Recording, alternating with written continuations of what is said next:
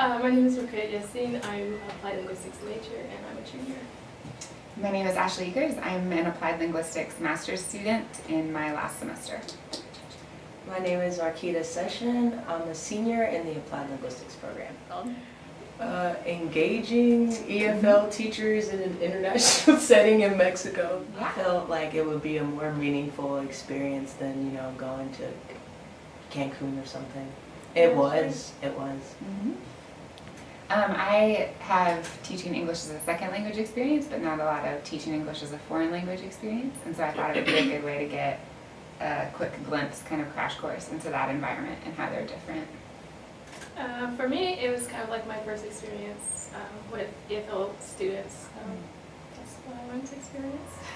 So we had to prepare some presentations so that when we were visiting the universities, we were hearing them tell us about their research and their programs, but we also wanted to be offering them something from what we're learning. So we were preparing kind of mini conference presentations on teaching points and different culture points. A lot of it was really culture focused.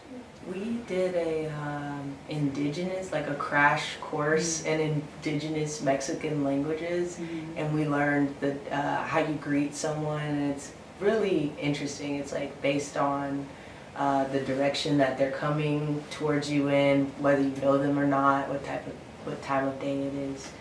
So that was cool. And then we learned we got to go to historical, what's it called, something. Anyway, it's called Monte Alban, right? Monte Alban. Yeah, Monte Alban, and then also the Freedom Museum and her husband's museum. Yeah, just so many cultural experiences while we were there. For sure. I've traveled abroad before, but this is my first time going to a place where I literally had no idea what anyone was saying. And at first it made me uncomfortable because it was I want you to understand what I'm saying.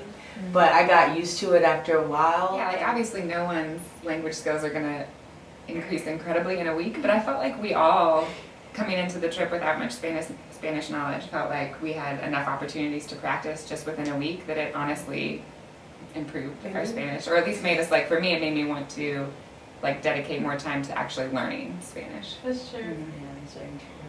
Because I was I want to go back one day and I would know how to speak the language. If you like the theater, definitely go to this spring break Mexico trip, because there's this very grand theater in Mexico called the Bellas Artes, and it's very beautiful, and we saw a Mexican ballet, and it was so cool, and I've never seen anything like it before, ever. It sounds like an exaggeration, but I've never seen anything like it before. Yeah, it's the Ballet Folklorico. And it was Try the food, even if you think that it's strange, you may like it surprisingly.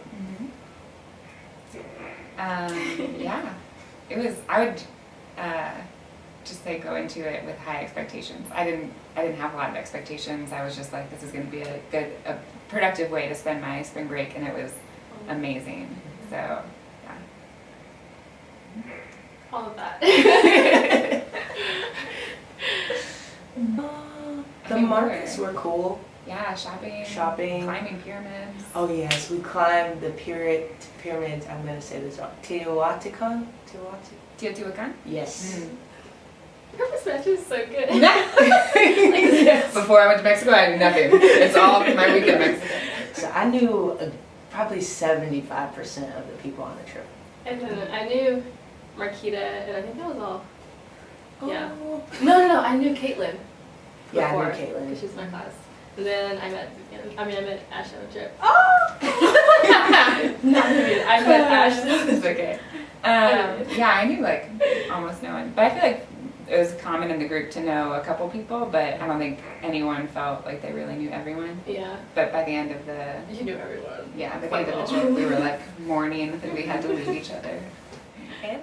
Yeah, there was no downside. I have absolutely no regrets about spending my spring break over there working with the students and teachers. There's no downside.